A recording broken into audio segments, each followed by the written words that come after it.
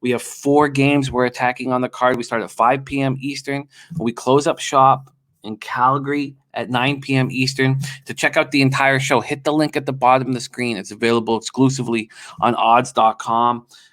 Let's roll on. We have 1 game left on our card, 9 p.m. Eastern.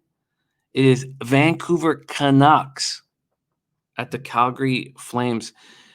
And this is another juicy spot. You like the plus 244 we got on the Islanders? Try plus 259 on the Canucks on the -1 line. That's a plus 120 money line and a plus 375 -1.5 line. We're at Scotiabank Saddledome in Calgary, Alberta. After splitting 2 games in Edmonton, this is the second of 2 games in Calgary. And it's a must-win game already for the Canucks. The Montreal Canadiens are waiting for the Canucks in Vancouver. And this Montreal Canadiens squad, who the Canucks will have to play 3 times, is good. If the Canucks go back home 1-3 and then have to face the Habs 3 games in a row, this season could get away from them. This is a must-win game. And you can tell that the Canucks know that because JT Miller, who's such an extremely important piece of the puzzle for the Canucks, missed the beginning of the year because of COVID contact tracing. He's good to go. They sent him a private plane to make sure that he's in this game. Do you think he would be, if this was an 82-game season, do you think he'd be flown on a private plane to make sure he plays in a road game before 3 straight games at home? Not a chance. But we need JT Miller. We need him badly, and we need to win this game badly. We're coming off a 3-0 loss against the Flames. The Flames scored 3 power play goals on Holtby. Holtby's played 2 of the first 3 games. I expect Thatcher Demko to be in goal. We'll get into the goaltending situation here in a second. But Bo Horvat wins faceoffs at will against the squad.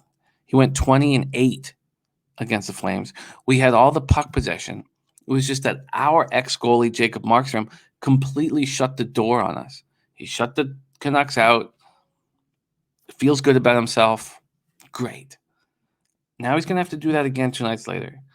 And Markstrom is a solid goalie. I'm not saying that he's incapable of doing it. It's just that this Canucks team with JT Miller on that first line with Besser and Pettersson is a different group. And this is a JT Miller who's itching to get out there.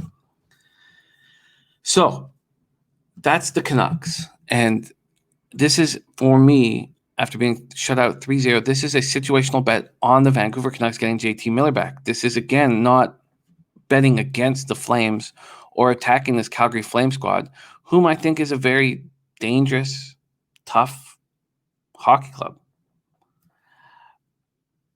I think that Johnny Gaudreau, hasn't taken the next step that we all expected him to take. And, I mean, we go back to 2018, 2019? Gaudreau puts up 99 points, and we expect him to be a perennial 100-point scorer.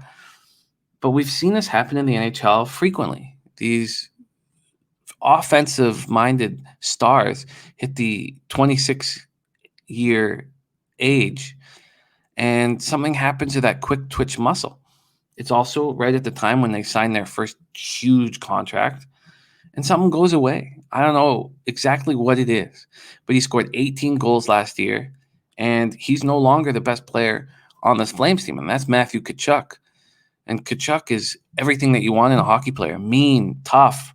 He'll drop the gloves with you. He'll go into dirty areas. He's cocky. He's abrasive. He's a very, very good winger. And I can't believe the Canucks picked Olli Juolevi over him in that draft. It's still something that just eats at me. I mean, I was watching that draft with a friend, and we were so excited. We were like, oh, my God, we're going to get Tkachuk. We're going to get Tkachuk. We pick Olli Juolevi, who's now made our team. So we're going to see him step up hopefully this season.